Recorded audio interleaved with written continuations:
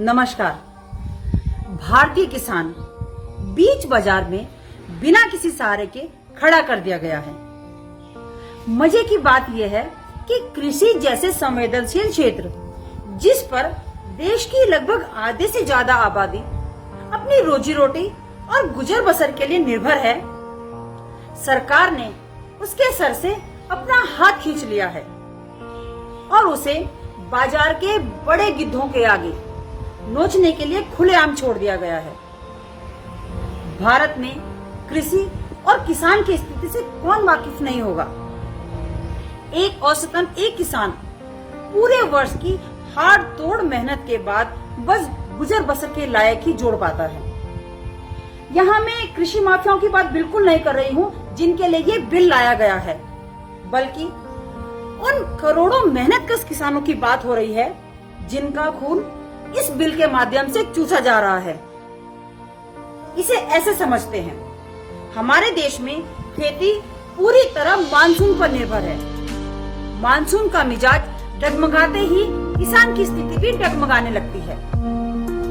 एक ऐसे देश में जहां 70% से ज्यादा आबादी अपने भरण पोषण और भविष्य के लिए खेती किसानी और मजदूरी पर निर्भर है, खेती किसानी को सरकारी सुरक्षित हाथों से मुक्त कर बाजार के अति असुरक्षित हाथों में छोड़ देना कहाँ की समझदारी है, या खेल कुछ और ही है। पूंजीपतियों की मोनोपोली या एकाधिकार को स्थापित किया जा रहा है। एमएसपी या न्यूनतम समर्थन मूल्य किसान की उपज पर सरकार द्वारा तय किया गया न्यूनतम दाम होता है कि इससे कम दाम पर फसल नहीं बिकेगी। हाँ, इससे ज्यादा पर बेची जा सकती है। अगर फसल का कोई खरीदार नहीं मिलता तो सरकार इस उपज को एमएसपी पर खरीदती है। इसके दो फायदे हैं। एक तो किसान को अपनी उपज पर वाजिब दाम मिल जाता है, साथ ही दलालों से मुक्ति भी, और दूसरा एमएसपी पर सरकार द्वारा किसानों से खरीदा गया माल का भंडारण सरकार द्वारा किया जाता है, जिसका इस्तेमाल बाढ़, भूकंप, महामारी, पीडीएस या अन्य किसी आपदा के समय देश की जनता को राहत पहुंचाने के लिए किया जाता है। भारतीय जनता पार्टी के सहयोगी अकाली दल इस बिल पर पहले ही अपनी आपत्ति दर्ज कराकर गठबंधन से अलग हो चुका है। बीजेपी की मातृ संस्था आरएसएस का किसान संगठन भी बिल पर अपनी आपत्ति दर्ज जता चुके हैं। प्रधानमंत्री मोदी हमेशा की तरह लच्छेदार भाषण देकर जनता को गुमराह करने का प्रयास इस बिल पर भी नोटबंदी, जीएसटी, कोरोना की तरह कर चुके हैं। अंजाम सबने देखा ही है।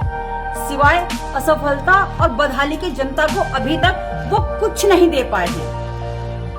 सरकार की गुमराह करने वाली नीयत का पता इस बात से चल जाता है कि पूरे देश में बिल के हो रहे विरोध को दबाने के लिए सरकार ने आगामी वर्ष की फसल पर एमएसपी जो प्रतिवर्ष अक्टूबर माह में घोषित की जाती है, इस वर्ष सितंबर में ही घोषित कर दी गई है, जबकि मूल बिल में किसानों की फसल पर सरकार द्वारा तय की जाने वाली कीमतों यानी एमएसपी का जिक्र तक नहीं है।